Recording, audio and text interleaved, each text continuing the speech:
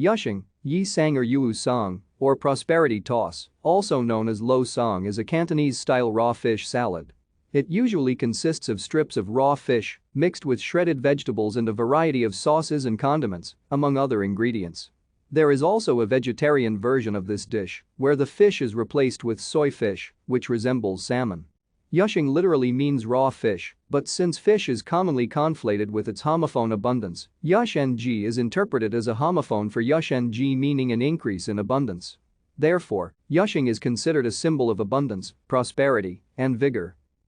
While versions of it are thought to have existed in China, the contemporary version was created and popularized in the 1960s amongst the ethnic Chinese community, and its consumption has been associated with Chinese New Year festivities in Malaysia and Singapore. Today, the common form of Yusheng is the kikai Yusheng served in local restaurants during the Chinese New Year period.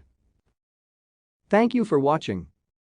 Like and subscribe if you would like to view more of our videos. Have a nice day.